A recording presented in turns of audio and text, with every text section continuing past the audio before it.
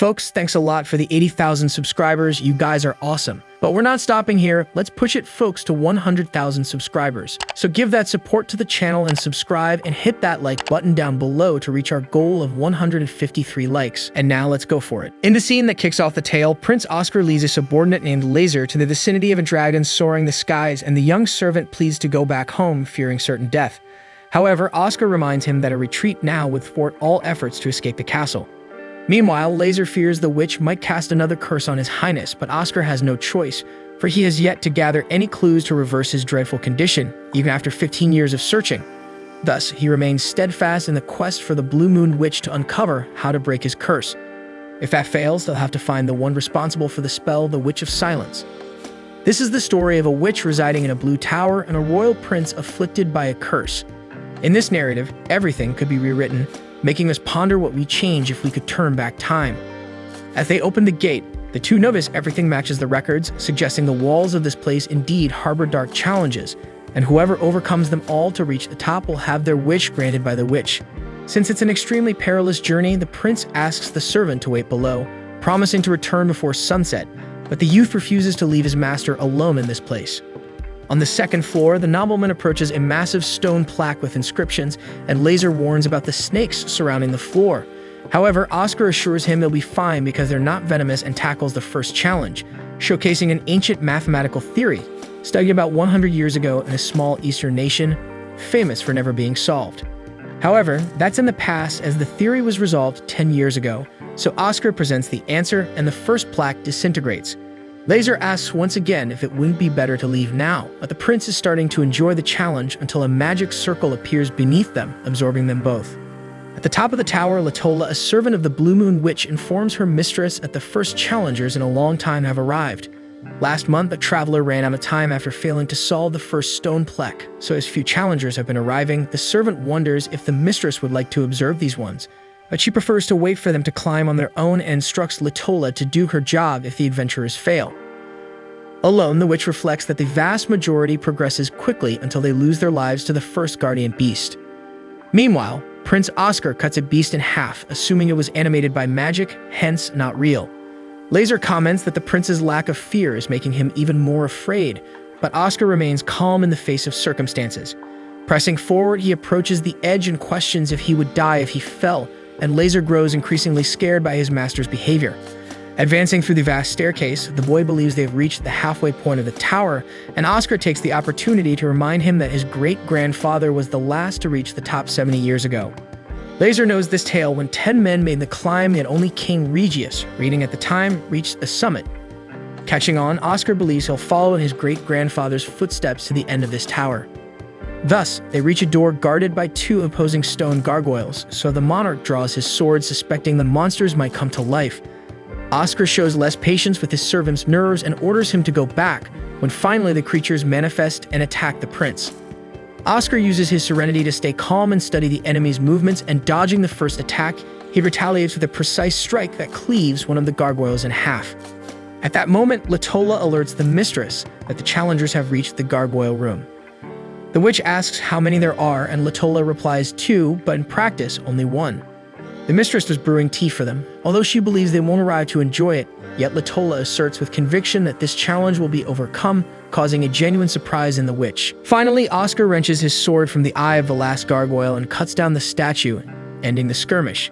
This time, he realizes he's reached a stage where taking a blow could cost his life, but that doesn't deter him from continuing his journey. However, before moving on to the next level, the floor of the chamber begins to disintegrate, separating the master from his servant, and as the ground gives way towards the young boy, Lazar asks the prince to continue without him, revealing he eagerly awaits the day Oscar will become king. Then the floor supporting Lazar finally collapses, taking the lad into the shadows of an endless abyss. With no way to prevent the fall, the future king turns and maintains the determination to reach the top, opening the door to the next stage of the tower. This time, the chamber bears no resemblance to the rooms that once held stone demons until Oscar spots a table with a teapot. At that moment, a mysterious figure invites the man to sit with her, introducing herself as Tinasha, although nobody calls her by her true name. Oscar asks if she's the witch due to her youthful appearance, but Tinasha finds it impolite to question a witch's appearance. Soon she informs him that his companion is sleeping downstairs without any injuries, He asks if she used magic to alter his appearance, but Tanasha is offended again by these personal questions. Oscar argues that the woman is hundreds of years old, and he sees no wrinkles on her.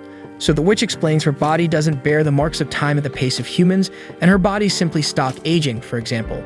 Changing the subject, Tanasha wants to know the name of this brave warrior who was the first to ascend to the top of the tower practically alone. So the man apologizes for the rudeness and introduces himself as Oscar Leth, heir prince of the Farsa's royalty, great-grandson and descendant of King Regius. Impressed, Tanasha notes Oscar's resemblance to the ancient king, although she finds the ancestor's face more welcoming.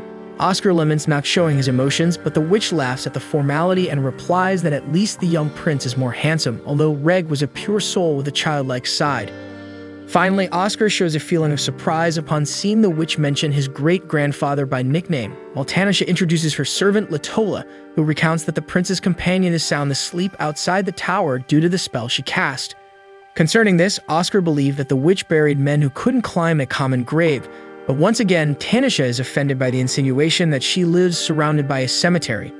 In reality, she aims to avoid flooding her home with bodies, thus ensuring not to kill any visitors. Rightly so, the prince argues that the claws of those gargoyles are enough to tear any man apart, so she reveals that she sends challengers to the ground floor at the exact moment of the fatal blow, and those who fail have their memories manipulated and are thrown into random corners of the continent. According to Tanasha, most adventurers seek only honors and glories, and this is a fair price to pay for their excessive attachment to these things. On the other hand, Latola explains that some challengers face the deadly dangers of the tower in search of a cure for their sick children, and to these people, her mistress demonstrates a kindness as noble as her ambitions. Curious about this mysterious behavior, Oscar would like to know if the witch usually visits the nearby cities, but Tanasha has no interest in interfering in human lives, vulgarizing the real purpose of her gift with spells. In turn, Oscar laments that the Witch of Silence does not share the same thought, since it was she who cursed the prince. That night, she went up to the king's room to make both the father and the son sterile, rendering them unable to produce heirs, because royal blood now corrodes every woman they touch, extinguishing the Farsa's lineage after Oscar's death. To this day, the prince doesn't know the reason for suffering this curse, as his father refused to comment on it, but he believes it's related to his mother, who died before this. Since then, Oscar has always sought a cure for this spell in the books and ruins that permeate the land of men, but no clue has ever been found, and in the search for answers, the prince reached the top of this tower. Tanasha makes it clear that there is no guarantee that a curse can be undone, because what witches call magic is organized and operated by a shared set of rules. However, curses follow no law. Furthermore, clear words must be imbued to break the spell, so if the curse's breaking is indefinite when it is cast, not even the caster can do anything. To make matters worse, Tanasha comments that curses are not usually so powerful, and they always indirectly hit the target, so Oscar must actually be suffering from a variant of the blessing. To prove her point, the witch touches the man's face and displays the mark of the blessing imposed on him. Interestingly, a blessing can be used for evil purposes. For example, that witch imposed such a powerful protection on all fetuses generated by the Farsas that no human woman is capable of bearing. Tanasha assures that there are magics to alleviate this blessing, but the Witch of Silence is so powerful that she sealed this spell with 20 layers of protection, hiding the cure in a veritable minefield. Therefore, Oscar must find a woman capable of resisting this protective power of the child. So Tanasha looks for this person based on the prince's magical power and resistance.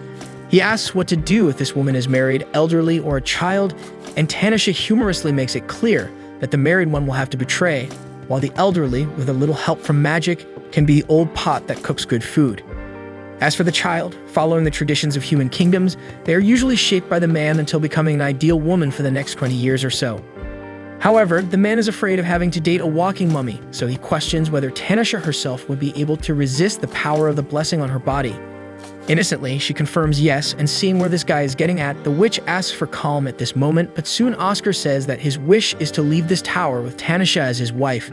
The woman refuses without thinking twice, but Oscar reminds her that she would do everything possible to grant his wish, and moreover, she herself said that she would find a way if she were elderly. Tanasha is enraged at being called old, but the issue isn't that. It's that this prince is simply trying to introduce witch blood into the royal lineage. Faced with this madness, Tanasha comments that her great-grandfather made this same insane proposal 70 years ago, but Oscar remains firm in his proposition, not backing down at all. Seeing that the man wouldn't back down, Tanasha threatens to erase the prince's memory and dump him at the corner of Neverland, so Oscar prepares to retaliate. However, the witch notices that the adventurer carries with him the royal sword Acacia, the only one in the world immune to magic. With no chance against her natural enemy, Tanisha sits back upon encountering the weapon of dialogue. Back at the table, the two stare at each other like two lions in a jungle, until Oscar comments that Tanisha lived in Farsa's castle years ago from what he heard.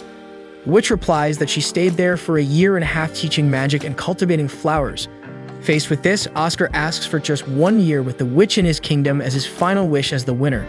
Finally, the Witch of the Blue Moon accepts to leave her tower as the protector of the Farsa's prince, while Lazar wakes up outside muttering his wish to leave this place. At that moment, Oscar appears and introduces his companion as the witch's pupil, responsible for helping to remove the curse. Lazar whispers in the prince's ear why the witch of this tower didn't eat him alive, so Oscar asks back if this boy isn't afraid of death. Then the group sets off and the entrance to the tower is sealed, while Tanisha makes it clear that Oscar can ask whenever he wants for something to be completely burnt. Oscar says it won't be necessary because all that matters is her being by his side. By the way, he allows the witch to stay longer in Farsis if she wishes, but Tanisha replies that this won't be necessary either. As they settle into Oscar's house at Farsis Castle, Tanisha grants the prince a blessing that nullifies all external attacks, whether physical or magical. As long as she remains alive, no other human can break this spell. Oscar considers it almost like cheating, and the witch responds that making a pact with a witch itself is cheating. However, the man is still vulnerable to poisons and psychological attacks. Oscar jokes that this spell isn't too bad for an apprentice mage, and Tanisha mentions that's what they'll think she's within this palace, while in fact, she works to break Oscar's curse. He remarks that she could work to marry him, but the girl replies that they've already talked about that. Later, near the training courtyard, she comments to Lazar how complicated it is for Oscar not to have a successor, and she questions if there's no one else from the royal lineage, even if from a secondary family. In response, Lazar tells her that 15 years ago, there were a series of cases where babies disappeared throughout the kingdom, when all of Prince Oscar's cousins vanished. As a result, there was no royal member younger than him left. Meanwhile, while lighting a candle chandelier, the mage Cav asks Sylvia if she had the same luck, but the girl is struggling to do the same until she breaks the chandelier holder and Tanisha has to help. Sylvia is impressed by the spell without recitation from that woman, while Cav comments that the prince brought that person from the witch's tower. After helping Lazar with loading the books, Tanisha stops to observe sword training in the courtyard and asks who the two dueling are. Lazar tells her they are General Owls and Officer Meridina, and that this young general is recognized as the most skilled of all, even though Prince Oscar is stronger than him. Tanisha didn't expect anything else from a man who conquered her tower, and to the servant's surprise, she soon descends to personally practice sword against the general. During the fight, Alls lets out some nervous laughs for not believing that a simple amateur could be so efficient, that he comments that if she stopped being a mage, she would be very useful on the front line. After the duel, Alls comments to Officer Meridina that it's clear the prince didn't bring this woman just because he likes her. Meridina heard that she is the witch's apprentice and considers that to be a problem, so the general jokes that jealousy doesn't suit the girl, who gets back at the boy for the tasteless joke. Speaking of witch's apprentice, coincidentally, Latola appears in the courtyard of Farsa's castle in search of the mistress, and she is happy that Tanisha has found a good person for the pact and is having so much fun, but there is something she would like the witch to know. Shortly after, Tanisha enters the prince's office in battle attire and warns that she will be absent for 2 or 3 days. Oscar comments that he made a pact and can't be separated from the girl, so he asks her to at least inform where she's going. When she explains that she's traveling to the magical lake in Druza, Lazar enters despair because it was there where the demonic beast was sealed by the witch 70 years ago. Tanisha remembers that well and also knows that in that area, large surges and waves of high magical power haunt the place. Her intention is to discover who is responsible for this and what he is plotting. In this case, Oscar wants to go along with qualified soldiers, even though Tanisha promised to ensure the prince's safety only. That said, the witch gives him an hour to organize his departure. Meanwhile, at the magical lake, Vault observes the heavy fog awaiting something that is not visible, but is about to begin. He hopes that the Witch of the Blue Tower will notice soon. The girl beside him questions if this witch will really come to such a distant place, but Vault has no doubts because she has eyes all over the continent and is in search of the same thing he is. An hour later, the preparations were completed and Sylvia is enchanted by the dragon on Tanisha's shoulder, so she introduces herself to the witch and tries to touch the beast, but it seems she's not in the mood. Oscar asks why she's taking a dragon, and she replies that she intends to ride it if she goes alone. The prince comments that this monster doesn't seem big enough for that, and then informs the expedition group that the goal is to investigate the magical lake in Druza, and that no one should contradict Tanisha's orders. The soldiers are confused by this statement, and Tinashe asks if it's right to say that, but Oscar maintains his posture. Before the departure, the witch hears her name being said from a deep echo. Then the world around her loses color along with her companions who disappear. Alone, she analyzes the life she chose for herself, where everyone around her are grains of sand that fade with time, but she remains immune to the passage of years, always in the same place. After that, things return to normal, and Oscar seems to notice something strange about his fiancée, but prefers to let it go. Soon they all teleport to Unirite Fortress, northwest of Pharsis on the border with Druza. General Owls points to the cloud of magical power on the horizon. Then the group sets off on their mission to the magical lake. 70 years ago, the neighboring nation Druza invaded Pharsis, and even though Pharsis had a well-prepared and equipped army, Druza had up its sleeve a magical weapon that could decide the course of the war, a gigantic demonic beast.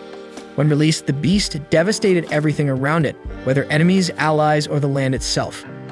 In the end, the beast was sealed by the Witch of the Blue Moon. However, the miasma that the monster exhaled poisoned the land, killing everything around it, until it turned the territory into an arid desert. Walking in those surroundings, Oscar feels as if he's in a nightmare, heading towards a demon amidst a dark cloud. According to Tinashe, this demon was a formidable opponent. She remembers that her option was to seal him, since there were many humans around. If she continued to fight, the result would be catastrophic. Suddenly, Tinashe stops in her tracks and commands someone to show up because she knows he's present. With that, the soldiers go on high alert, and everyone hears an evil laughter in the midst of the fog, approaching until it reveals itself as the magician of Druza. The magician is delighted to see Tinashe still alive, and with all their stunning beauty, he feels as if he's been transported back 70 years ago when he met Miss Blue Moon Witch. Upon hearing the witch's name, Sylvia becomes terrified, while Tinashe mocks the old and worn appearance of the Druza sorcerer because back then, he was just a kid. The magician acknowledges that he's not in his prime of beauty, but unfortunately, not everyone can maintain a pretty face like the witch. Tinashe comments that the man looks just like her former mentor, whom she cut off, and since the magician seems proud of it, she promises to cut him off too to become even more similar to her master. Facing the threat, the old man retreats, knowing he stands no chance against the witch, but he makes it clear to everyone present that they should leave as soon as possible. However, if they refuse, he can convince them by bringing a death or two. Along with this, the wizard invokes a magic that shoots projectiles at the expedition group as if it were a rain. Oscar repels some magical arrows using his sword, but part of the team is killed instantly. Meridina was about to be hit, but the prince absorbs the magical projectile using his immunity granted by the witch. Meanwhile, Tinashe keeps her word and beheads the Druza magician, but he releases his own head as if it didn't belong to him and leaves laughing. After the escape, Tinashe explains that the old man is one of the magicians who controlled the beast, and that this surge of magical power is probably the result of trying to revive this creature, an attempt at revenge 70 years after its defeat. At this point, Tinashe heals one of the allies, and Sylvia questions if she really is a witch, but instead of answering, she gives a gentle smile and asks Oscar if he intentionally let the enemy magic hit his hand. Oscar recalls that the attacks don't affect him, leaving Meridina frightened, but the witch still seems concerned. Although she didn't answer, Tinashe sees that the expedition group couldn't do anything but look at her with a strange look, so she sees no way out but to apologize for keeping this secret. Sylvia seems frightened and tries to downplay the situation for Tinashe, but she takes the young woman's hand and explains that witches are indeed something to be feared, so Sylvia shouldn't feel bad. Next, Oscar announces a temporary retreat to rethink his strategy in light of the facts that Tinashe wants to go after the magician alone because the enemy will do everything to revive the beast after discovering the presence of Pharsis soldiers. However, once again, Oscar insists on accompanying the woman because he doesn't want her to do all the dirty work for him alone. After all, the target of these Druza remnants is still the kingdom of Pharsis. On the other hand, the witch acknowledges that the man is persistent but reminds him that the pact they seal is only for a year, and in this brief period, she will fulfill her promise, and as long as she is Oscar's protector, she will always come back to him, no matter what she does or where she goes. Thus, Oscar releases the woman's hand and allows her to leave, and she reveals the true form of her dragon Narc by using the immense beast as a mount. Oscar asks if Tinashe would like to marry him when they return, but she gets nervous and leaves, saying that talking about these things brings bad luck before the fight. Meanwhile, the magician of Druza hurries the other sorcerers to break the seal quickly, but the control spell is not yet ready. The old man warns that the intruders are about to arrive, so the magicians strive to finish the work as soon as possible. The old man becomes excited about the imminent return of the demon because then he will finally be able to restore Druza's power. But Tinashe had already arrived and executes each of the sorcerers mercilessly, except for one. She questions if his intention was to undo the seal, and she immediately takes on the responsibility of doing it for him. Thus, she invokes her own spell and frees the beast, but despite that threatening presence, Tinashe orders Nark to stay back while she deals with the problem. Soon, Tinashe provokes the demon by asking if the sleep was good during those 70 years, and the giant wolf becomes enraged upon recognizing who imprisoned him all that time, then attacks with devastating magic.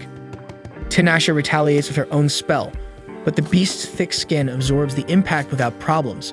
Then the witch and the beast engage in an epic battle, and Tinashe uses her agility to swiftly navigate the beast's most vulnerable points and emit magical focuses that are subsequently used as explosives.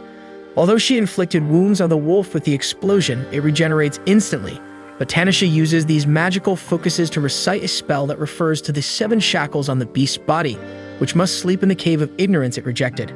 This time, Tinashe needs to kill the demon, so she continues reciting the spell to eliminate it, but the wolf bites into the witch's torso as she tries to finish her spell.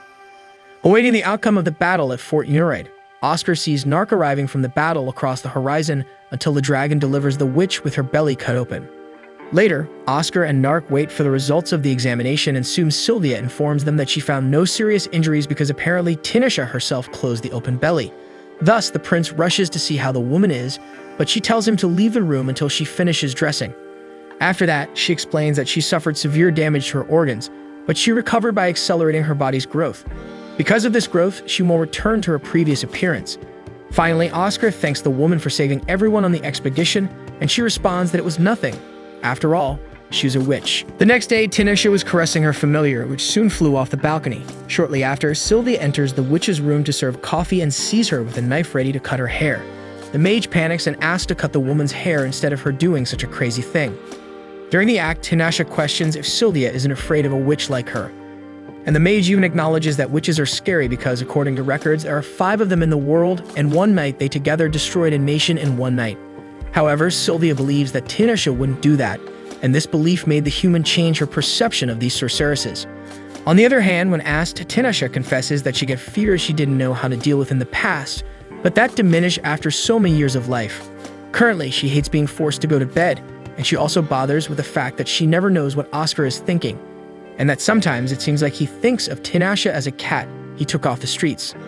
After having her hair cut, the Blue Moon Witch is introduced to the King of Pharsis, Kevin, as the prince's future wife, even though she insists on denying this information, correcting that she's there to remove Oscar's curse.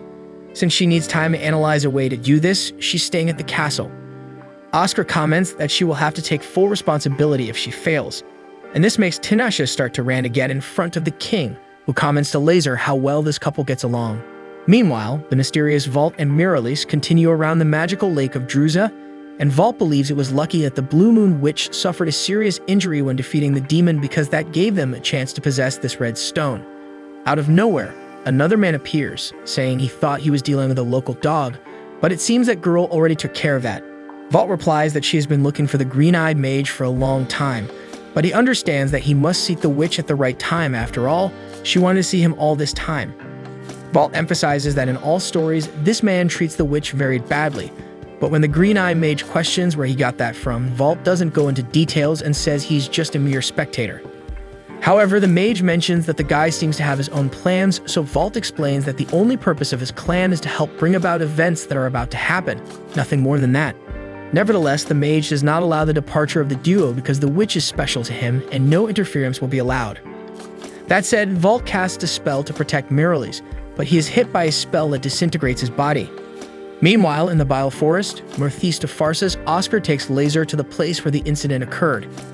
As always, Lazar appears apprehensive because 9 villagers ended up dead there and their bodies were found dry and wrinkled. However, that's why the cause needs to be discovered as soon as possible, in the prince's opinion. Taking advantage of Tinashe's absence, Oscar will have more freedom to act as he pleases, but he has to avoid being attacked so the witch isn't alerted to the damage to his protege's defensive barrier. Walking a little further, Lazar shows his master a pearl growing from a plant, and the nobleman can't believe how naive the boy is. Soon the plants with pearls grow and one tries to strangle Lazar, but Oscar saves the young man. Neither of them knows this plant, but they suppose that they are the ones causing all this harm by sucking the water from the prey's bodies.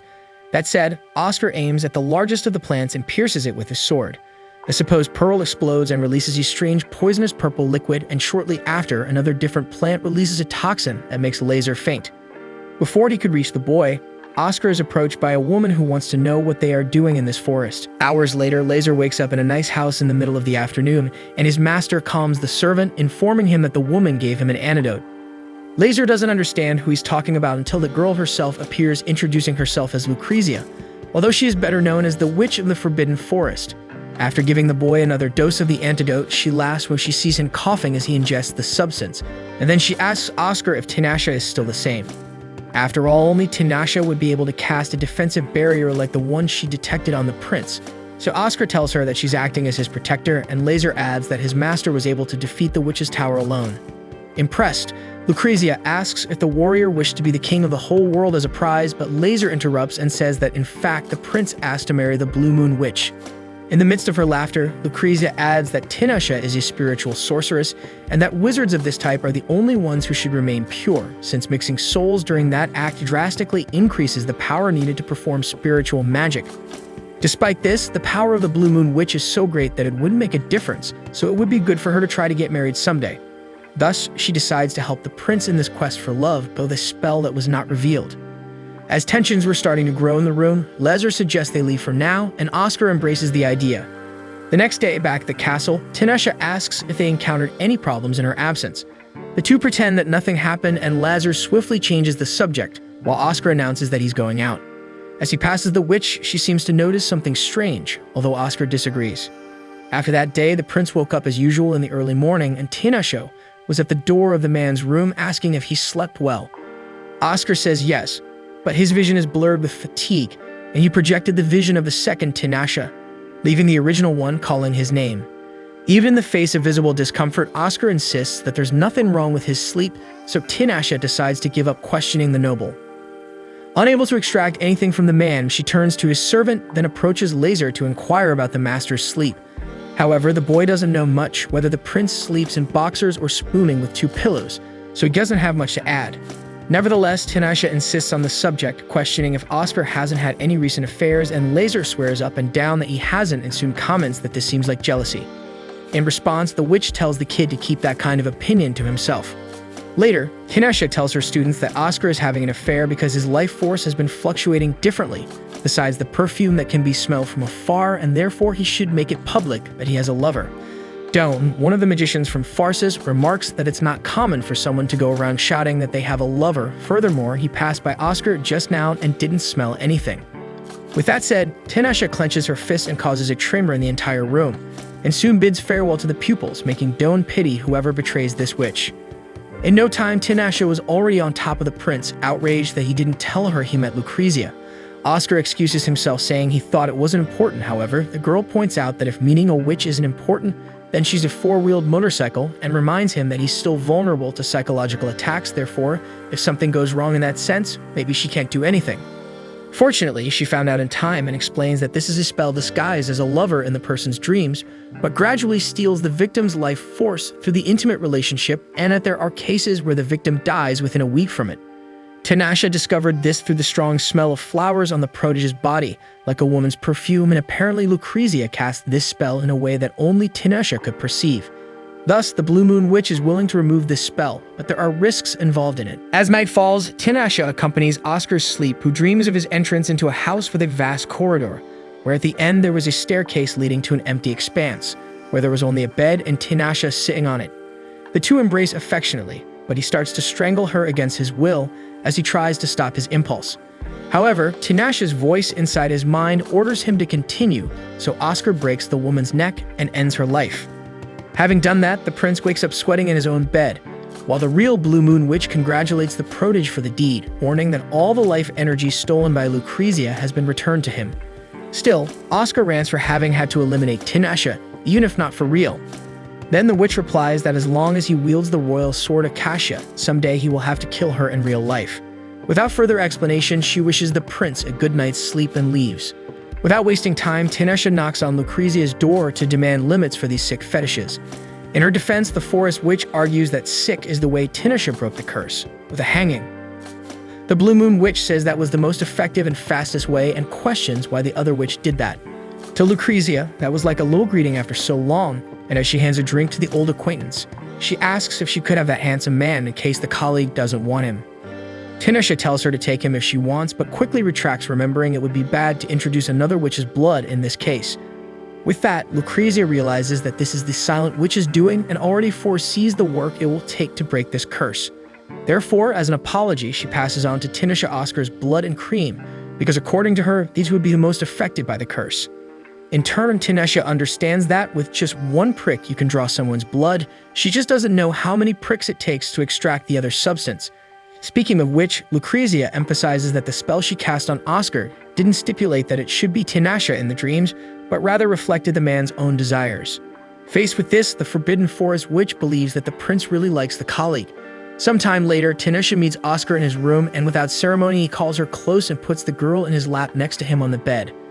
Then he apologizes, and the witch takes the opportunity to do the same. The next day, Oscar joined the soldiers in the training yard to take part in the activities. After defeating yet another soldier from the regiment, it was General All's turn to step forward against the prince, but he too was overcome without much difficulty by the talented Prince of Pharsis. Seeking a greater challenge, the heir to the throne saw Tanasia passing by and invited her to a duel. As she immediately declined, Oscar allowed the use of magic, prompting her to reconsider while questioning whether this man would one day be capable of killing a witch like her. Above all, as she presented herself for the challenge, she demanded that Oscar use the royal acacia sword in this fight, and so the confrontation finally began. Right from the start, Tanasia cast a spell against her opponent, emanating several energy projectiles, making it very difficult for him to avoid being hit. Seizing this distraction, she attacked the adversary with her swords. After the fight, she healed the Prince of Pharsis, while Meridina learned on that day what it means to use magic in close combat. Alice pointed out that most mages stay in the rear casting spells, but he had never seen one who also took the front line of battle. The officer concluded that the witch was too relaxed in that duel, seeming to teach her opponent, and indeed Tanasia was delighted when she realized that Oscar could see an invisible magical vine, just before announcing the end of the fight. As she began to receive healing, the prince asked Tanasia if she had taken it easy in the duel, but she considered that the focus required for enchantments demanded a lot of effort, and she deliberately avoided close combat for fear of being defeated. Oscar replied that he did the same because he didn't want to kill the witch, to which she views the human as knave for thinking so. Finally, when he asked if she wished to die, Tanasia replied that she still had to break Oscar's curse before that, and he made it clear that he would prefer to go through all of this married to the witch, who once again refused the request and left. Shortly after, Oscar received a letter from the small nation of Cuscal to the north, wishing to meet the Blue Moon Witch. The prince wanted to know how they found out about the witch's stay at Pharsis Castle, but the king couldn't say. Nevertheless, he tasked the prince with resolving this matter. Soon the envoy from Cuscal appeared in the kingdom, introducing himself as Khadgar and requesting an audience with the Blue Moon Witch. Oscar denied the existence of such a creature in Pharsis territory, but the envoy remained steadfast in his conviction, even provoking by saying he would love to see the 80 Witch, which surprised Oscar to hear a different name for Tanasia. Meanwhile, Tanasia is looking for Oscar, so a maid informs her that he is busy at the moment, taking the opportunity to introduce herself as Miralis, saying that she started serving His Highness after being recommended by General Eddard. On the other hand, Tanasia senses the energetic aura around the maid and knows the reason she got this position, but asks the girl not to mind her. Later, Lucrezia appears in Pharsis and invites Tanasia for tea, during which she questions if Tanasia is trying to die while showing Oscar how to fight, because the user of the royal acacia sword could become a real problem if he gets even stronger. Nevertheless, the Blue Moon Witch herself doesn't know why she felt the urge to duel the prince. Maybe she just wanted someone to kill her, as she grew tired of waiting for that other person who would be capable of it. Suddenly, Lazar appears with his master to summon the witch for the audience, and when Oscar insists on calling her Eddie, her surprised expression confirms to him that indeed that was her real name. As soon as she meets with the envoy from Cuscal, Tanasia demands not to be called Eddie and instructs him to get straight to the point.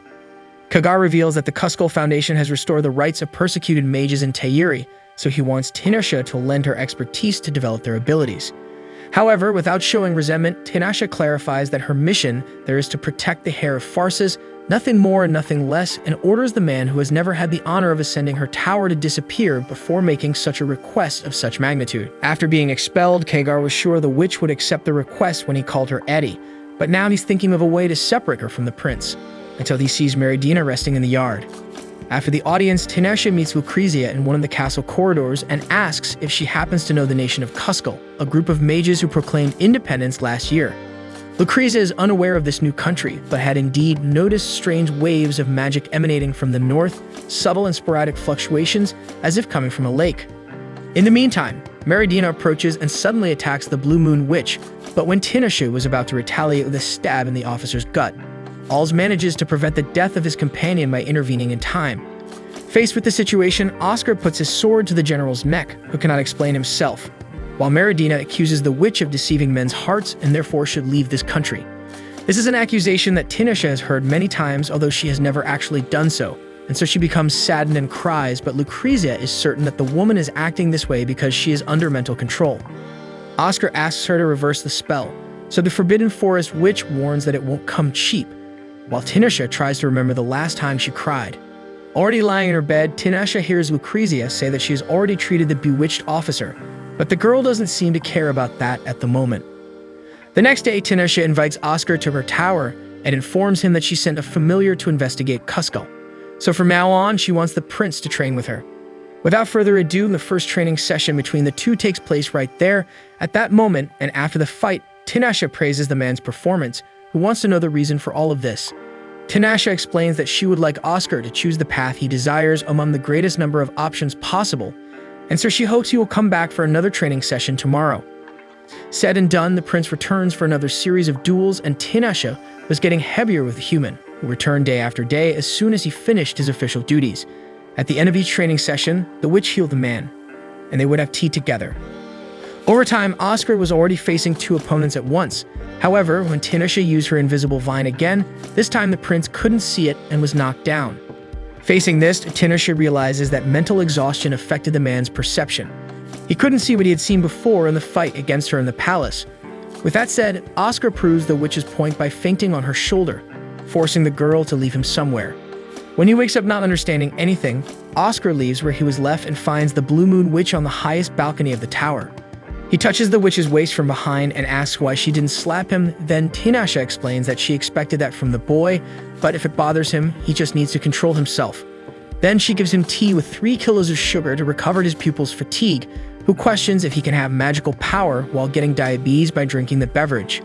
The tutor tells the prince that he has magical power, however, he won't be able to use it while wielding the acacia, but he can still see invisible spells like the vine. Thinking about it, the next day, the tower witch surrounds Oscar in a circle of fire and tells him to observe the flow of magic and then cut it when he finds the place that acts as the axis of the spell composition. Not understanding much of what was said, Oscar swings his sword around the circle without causing any effect until he stops to analyze the flames around him more deeply. Soon, he sees the axis mentioned by the witch and cuts it with the acacia. Tinashe applauds the human's success and considers putting him to fight against others of his kind next. To the tower owner's luck, a group of 5 adventurers invades the place to conquer the labyrinth, giving Tinashe exactly what she was looking for. Soon, she announces that any wish will be granted to the team if they defeat the man in front of them. And as the team prepares to advance, the witch warns Oscar that she will prevent any deaths, so he can go all out in this fight. With that said, the heir to the throne of Farces wins the conflict without breaking a sweat, so Tinashe decides to end the training for today. Oscar asks if he would be able to win a duel against the witch now, and she replies that it wouldn't be fun if they already knew the answer. At that moment, a familiar cat of the woman returns to the tower with information about Cuscal.